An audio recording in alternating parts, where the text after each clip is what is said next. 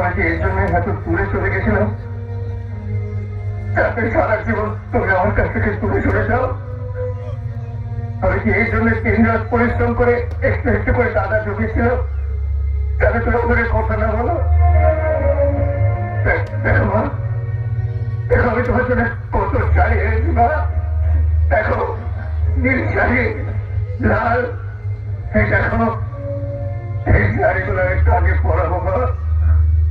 এই শাড়িগুলো আমি একটু আগে পরাবো মা।